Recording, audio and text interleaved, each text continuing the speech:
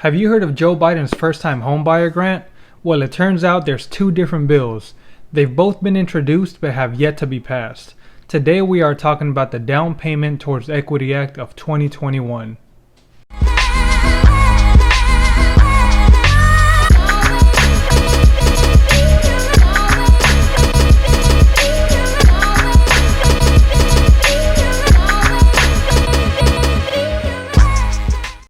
Now, when we first heard talks about a possible incentive program for first-time homebuyers, it started off as a $15,000 tax credit.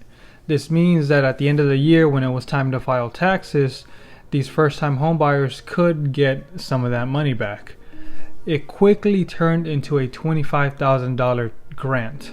This means that homebuyers could use this money up front. They didn't have to wait until tax time. This could essentially cover their down payment, closing costs, and it could even be used to buy down the points. So what do the qualifications look like? The first requirement being that you are a first-time homebuyer. The Act defines this as someone who has not owned a home in the past 3 years. On top of that, they want you to be a first-generation, first-time homebuyer. They define this by being someone whose parents have not owned their home in the past 3 years or have previously owned a home but have lost it to a foreclosure or a short sale. It's also important to know, and I'm glad they added this part in there, that any individual who was in foster care automatically qualifies as a first-time home buyer. Next, we look at income restrictions. These are pretty similar to what's already out there in today's DPA programs. The first criteria being that the recipient must not make more than 120% of the area's median income, or in high cost areas, this amount is raised to 180%. So with this assistance, homebuyers can receive up to $20,000 in the form of a grant and an extra $5,000 if the homebuyer qualifies as a socially disadvantaged individual.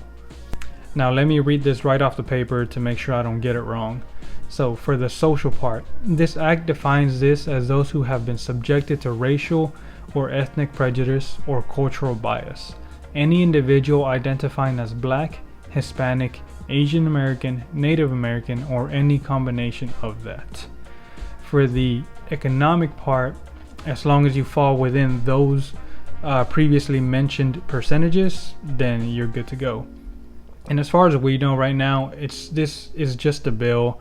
It has yet to be passed. There may still be some changes, so I wouldn't hold on to this information. I'll keep updating y'all as we go. Now, if you care to hear my opinion on any of this, when I first heard about this bill, I wasn't sure what to think. If you watch my last video, I mentioned how demand was so high and our inventory was just record lows. We just cannot keep up. So hearing this, it made me wonder, okay, what's going to happen if we get a whole nother pool of buyers introduced to the market? What is it going to do to prices? Like, there's no telling. But that was when we thought this bill was to stimulate the economy to keep the housing market going.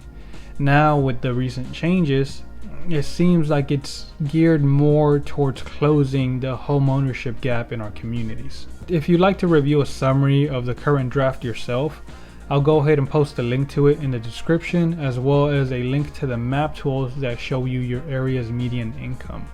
Like I said earlier, none of this is set in stone. We still have to wait and see what happens, so I'll make sure to keep y'all updated.